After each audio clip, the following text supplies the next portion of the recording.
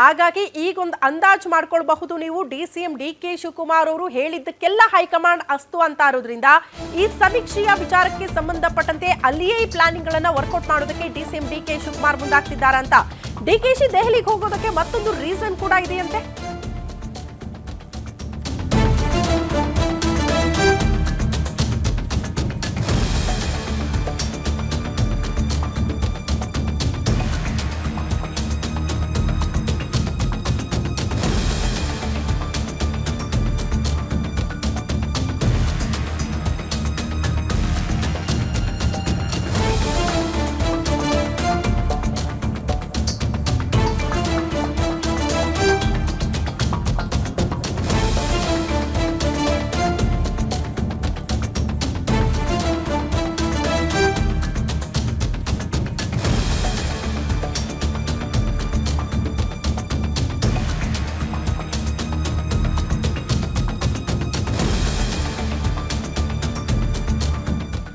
DK Shivakumar ದೆಹಲಿಗೆ ಹೋಗೋದಕ್ಕೆ ಮತ್ತೊಂದು ರೀಸನ್ ಕೂಡ ಇದೆ. ಪ್ರಮುಖವಾಗಿ ದಸರಾ ಉದ್ಘಾಟನೆಗೂ ಕೂಡ ಡಿಸಿಎಂ ಡಿಕೆ ಶಿವಕುಮಾರ್ ಗೈರಾಗೋದಕ್ಕೆ ಮತ್ತೊಂದು ರೀಸನ್ ಕೂಡ ನೋಡೋದಕ್ಕೆ ಸಿಗ್ತಾ ಇದೆ.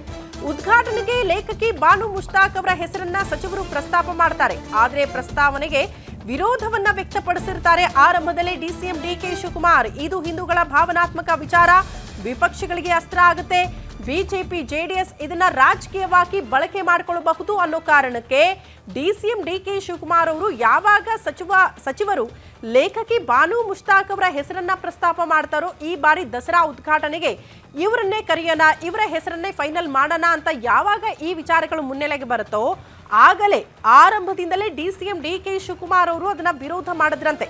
ಹಿಂದೂಗಳ ಭಾವನೆಗೆ ಧಕ್ಕೆ ಆಗುತ್ತೆ, ಬೇಡ, ವಿಪಕ್ಷಗಳು ಅಸ್ತ್ರ ಮಾಡ್ಕೊಳ್ಬಹುದು, ಹೋರಾಟಗಳಾಗಬಹುದು ಅನ್ನೋ ಕಾರಣಕ್ಕೆ ವಿರೋಧ ವ್ಯಕ್ತಪಡಿಸಿದ್ರು ಕೂಡ ವಿರೋಧದ ಮಧ್ಯದಲ್ಲಿ ಒನ್ಸ್ ಅಗೇನ್ ಅವರನ್ನೇ ಆಯ್ಕೆ ಮಾಡಿರೋದು ಕೂಡ ಅಸಮಾಧಾನಕ್ಕೆ ಕಾರಣ ಇದೆಯಂತ.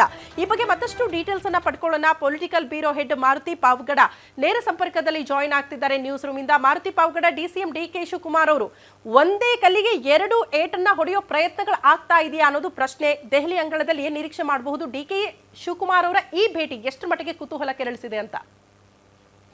ಶ್ರುತಿ, ಹಲವು ಗೊಂದಲಗಳು ಮತ್ತು ಹಲವು ಅಪಸ್ವರಗಳ ನಡುವೆ ಇವತ್ತು ಬೆಳಗ್ಗೆ 10 ಗಂಟೆಯಿಂದ ಹಿಂದುಳಿದ ವರ್ಗಗಳ ಆಯೋಗದಿಂದ ರಾಜ್ಯಾದ್ಯಂತ ಸರ್ವೆ ಕಾರ್ಯ ಆರಂಭ ಆಗ್ತಾ ಇದೆ. ಆದರೆ ಈ ಕ್ಷಣಕ್ಕೂ ಕೂಡ ಹಿಂದುಳಿದ ವರ್ಗಗಳ ಆಯೋಗದಲ್ಲೂ ಕೂಡ ಭಾಳಷ್ಟು ಅಸಮಾಧಾನಗಳನ್ನು ಸದಸ್ಯರು ವ್ಯಕ್ತಪಡಿಸಿದ್ದಾರೆ.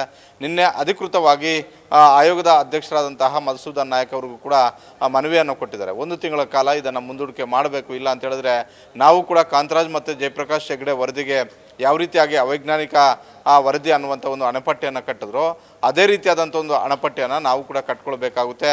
ಹೀಗಾಗಿ ಈ ಗೊಂದಲಗಳನ್ನು ಬಗೆಹರಿಸಿದ ಬಳಿಕ ಸರ್ವೆ ಕಾರ್ಯವನ್ನು ಮಾಡೋಣ ಅಂತ ಇಂಥದ್ದೇ ಒಂದು ಚರ್ಚೆ ರಾಜ್ಯ ಸರ್ಕಾರದಲ್ಲೂ ಇವತ್ತಿಗೂ ಕೂಡ ಇದೆ. ಈ ಹಿಂದೆನೂ ಕೂಡ ಹಲವು ಬಾರಿ ಚರ್ಚೆ ಆದಾಗ ಭಾಳಷ್ಟು ಹಿರಿಯ ಸಚಿವಗಳೇ ಆಕ್ಷೇಪವನ್ನು ವ್ಯಕ್ತಪಡಿಸಿದರು. ತರಾತುರಿಯಲ್ಲಿ ಮಾಡೋದು ಬೇಡ, ಒಂದಷ್ಟು ಸಮಯಾವಕಾಶವನ್ನು ಕೊಡೋಣ, ಜನರಿಗೆ ಮನವರಿಕೆ ಮಾಡಿಕೊಡೋಣ, ಆಯೋಗಕ್ಕೂ ಕೂಡ ಸಮಯ ಕೊಟ್ಟರೆ ಅದು ಹೆಚ್ಚು ವೈಜ್ಞಾನಿಕವಾಗಿ ಸರ್ವೆ ಮಾಡೋದಕ್ಕೆ ಅನುಕೂಲ ಆಗುತ್ತೆ ಅಂತ. ಇವತ್ತಿಗೂ ಕೂಡ ಜನರಲ್ಲಿ ಹಲವು ಪ್ರಶ್ನೆಗಳ ಬಗ್ಗೆ ಗೊಂದಲಗಳು ಇದ್ದೇ ಇದ್ದಾವೆ. ಯಾಕಂತ ಹೇಳಿದ್ರೆ ಸುಮಾರು 60 ಪ್ರಶ್ನೆಗಳನ್ನು IPDಯಲ್ಲಿ ಕೊಡಲಾಗಿದೆ.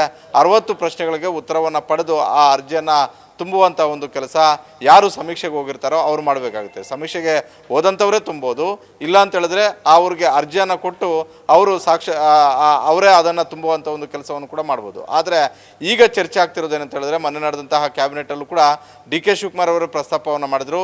ಕನಿಷ್ಠ ಒಂದು ತಿಂಗಳು ಮುಂದೂಡಿಕೆ ಮಾಡಿದ್ದೆ ಆದರೆ ನಾವು ರಾಜ್ಯ ಸರ್ಕಾರದಿಂದ ಜನರಿಗೆ ಯಾವ ರೀತಿಯಾಗಿ ಮನವರಿಕೆ ಮಾಡಬೇಕು ಅದನ್ನು ಮಾಡ್ಬೋದು, ಆಯೋಗವೂ ಕೂಡ ಜನರಿಗೆ ಮನವರಿಕೆ ಮಾಡ್ಬೋದು.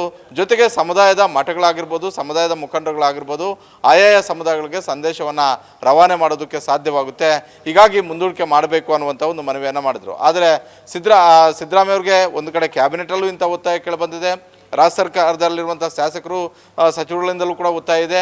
ಅದೇ ರೀತಿ ಮಠಾಧೀಶರು ಕೂಡ ಇದೇ ಅಭಿಪ್ರಾಯವನ್ನು ವ್ಯಕ್ತಪಡಿಸ್ತಾ ಇದ್ದಾರೆ. ಆದರೆ ಸಿದ್ದರಾಮಯ್ಯ ಅವರಿಗೆ ಕಾಂಗ್ರೆಸ್ ಹೈಕಮಾಂಡ್ ಕೊಟ್ಟಿರುವಂಥ ಒಂದು ಟಾಸ್ಕ್ ಭಾಳಷ್ಟು ದೊಡ್ಡ ತಲೆನೋವಾಗಿರುವಂಥದ್ದು. ಹೀಗಾಗಿ ಒಂದು ಕಡೆ ಸಿದ್ದರಾಮಯ್ಯ ಅವರನ್ನು ನೋಡಿದರೆ ಇದು ಹಠಕ್ಕೆ ಬಿದ್ದಂತೆ ಸಿದ್ದರಾಮಯ್ಯ ಅವರು ಕಾಣಿಸ್ತಾ ಇದ್ದಾರೆ. ಹೀಗಾಗಿ ಇಂಥ ಒಂದು ಸಂದಿಗ್ಧ ಪರಿಸ್ಥಿತಿಗಳು ರಾಜ್ಯದ ಮಟ್ಟದಲ್ಲಿ ಕಂಡಾಗ ಡಿಕೆ ಶಿವಕುಮಾರ್ ಅದನ್ನು ಪರಿಹಾರ ಕಂಡುಕೊಂಡಿದ್ದು ದೆಹಲಿಗೆ ಹೋಗಿ ದೆಹಲಿ ಹೈಕಮಾಂಡ್ ನಾಯಕರನ್ನು ಭೇಟಿ ಮಾಡಿ ಅದು ಕಾಂತರಾಜ್ ಜಯಪ್ರಕಾಶ್ ಹೆಗ್ಡೆ ಅವರು ಕೊಟ್ಟಂತಹ ವರದಿಗೆ ಸಂಬಂಧಪಟ್ಟಂತೆ ಪ್ರಬಲ ಸಮುದಾಯಗಳು ವಿರೋಧ ವ್ಯಕ್ತಪಡಿಸಿದಾಗ ಸಿದ್ದರಾಮಯ್ಯ ಅವರು ಅದನ್ನು ಕೂಡ ಯಥಾವತ್ತು ಜಾರಿ ಮಾಡಬೇಕು ಅನ್ನುವಂಥ ಒಂದು ಮನಸ್ಸಲ್ಲಿದ್ದರು. ಆದರೆ ಅವತ್ತು ಕಾಂಗ್ರೆಸ್ ಹೈಕಮಾಂಡ್ಗೆ ಮನವರಿಕೆ ಮಾಡಿಕೊಟ್ಟು ಒಂದು ವೇಳೆ ಯಥಾವತ್ತು ಇದನ್ನು ನಾವು ಸ್ವೀಕಾರ ಮಾಡಿದ್ದಾದರೆ ಮುಂದಿನ ದಿನಗಳಲ್ಲಿ ಆಗುವಂತಹ ಸಾಧಕ ಬಾಧಕಗಳ ಬಗ್ಗೆ ಮನವರಿಕೆ ಮಾಡಿಕೊಟ್ಟು ಅವತ್ತು ಕೂಡ ಮರು ಸರ್ವೆಗೆ ಆದೇಶ ಮಾಡೋದರಲ್ಲಿ ಸಕ್ಸಸ್ ಆಗಿದ್ರು. ಅದ್ರ ಜೊತೆಗೆ ಸಿದ್ದರಾಮಯ್ಯ ಅವರಿಗೆ 2 ವರ್ಷ ಕಂಪ್ಲೀಟ್ ಆದಾಗ ಸಿದ್ದರಾಮಯ್ಯ ಅವರ ಬೆಂಬಲಿಗರು ಇಡೀ ರಾಜ್ಯಾದ್ಯಂತ 4-5 ದಿಕ್ಕುಗಳಲ್ಲಿ ದೊಡ್ಡ ಸಿದ್ದರಾಮೋತ್ಸವ ಮಾಡಬೇಕು ಅನ್ನುವಂಥ ಒಂದು ಪ್ಲಾನ್ ಅನ್ನ ಮಾಡ್ಕೊಂಡಿದ್ರು. ಆದರೆ ಕಾಂಗ್ರೆಸ್ ಸರ್ಕಾರದ ಅಧೀನದಲ್ಲಿ ಮಾಡ್ತಿರುವಂಥ ಆ ಕಾರ್ಯಕ್ರಮಕ್ಕೆ ಸಿದ್ದರಾಮೋತ್ಸವ ಅಂತ ಹೆಸರು ಕೊಟ್ಟರೆ ಅದು ಬೇರೆ ಸಂದೇಶ ರವಾನೆ ಆಗುತ್ತೆ.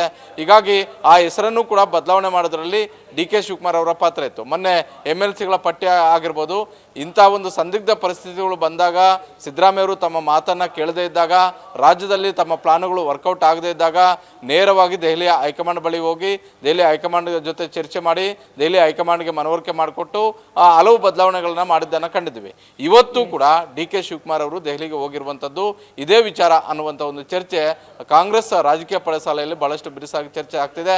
ಹೀಗಾಗಿ ಒಂದು ವೇಳೆ ಸರ್ವೆ ಇವತ್ತಿಂದಲೇ ಆರಂಭ ಆಗ್ತಿದೆ, ಕಾಂಗ್ರೆಸ್ ಹೈಕಮಾಂಡ್ ಮಧ್ಯಪ್ರವೇಶ ಮಾಡಿ ಸಿದ್ದರಾಮಯ್ಯ ಅವರಿಗೆ ಸೂಚನೆ ಕೊಟ್ಟಿದ್ದೆ ಆದರೆ ಬಹುತೇಕ ಅದು ಮುಂದೂಡಿಕೆ ಆಗ್ಬೋದು. ಜೊತೆಗೆ ಇವತ್ತು 10ವರೆಗೆ ಹೈಕೋರ್ಟಲ್ಲಿ ಸಾಲು ಅರ್ಜಿಗಳು ಕೂಡ ವಿಚಾರಣೆಗೆ ಬರ್ತಾ ಇರೋದ್ರಿಂದ ಇದನ್ನು ಕೂಡ ಕಾಂಗ್ರೆಸ್ ಹೈಕಮಾಂಡ್ಗೆ DK ಶಿವಕುಮಾರ್ ಅವರು ತರುವಂಥ ಒಂದು ಸಾಧ್ಯತೆ ಇದೆ ಅನ್ನುವಂಥದ್ದು. ಮೊನ್ನೆ ಒಕ್ಕಲಿಗರ ಮಠದಲ್ಲಿ ಆದಂತಹ ಸಭೆ ಆಗಿರ್ಬೋದು, ಅದೇ ರೀತಿ ಲಿಂಗಾಯತ ಮಹಾಸಭಾ ಸೇರಿದಂತೆ ಲಿಂಗಾಯತ ವಿವಿಧ ಮಠಾಧೀಶರು ಹೇಳ್ತಿರುವಂಥ ಅಭಿಪ್ರಾಯಗಳಾಗಿರ್ಬೋದು, ಇವೆಲ್ಲವನ್ನೂ ಕೂಡ ಸುರ್ಜೇವಾಲಾ, ವೇಣುಗೋಪಾಲ್, ಮಲ್ಲಿಕಾರ್ಜುನ್ ಖರ್ಗೆ ಸೇರಿದಂತೆ ಕಾಂಗ್ರೆಸ್ ಹೈಕಮಾಂಡ್ ಗಮನಕ್ಕೆ ತರೋದರ ಮುಖೇನ ಸಾಧ್ಯವಾದರೆ ಈ ಅವಧಿಯನ್ನು ಮುಂದೂಡುವಂಥದ್ದು. ಇಲ್ಲ ಅಂತ ಹೇಳಿದ್ರೆ ಕಾಂಗ್ರೆಸ್ನ ಹೈಕಮಾಂಡ್ DCM DK ಶಿವಕುಮಾರ್ ಅವರ ಈ ಬೇಡಿಕೆಗಳಿಗೆ ಹೇಗೆ ಅಸ್ತು ಅನ್ನುತ್ತೆ ಅಂತ. ಧನ್ಯವಾದಗಳು ತಮ್ಮೆಲ್ಲ ಮಾಹಿತಿಗೆ.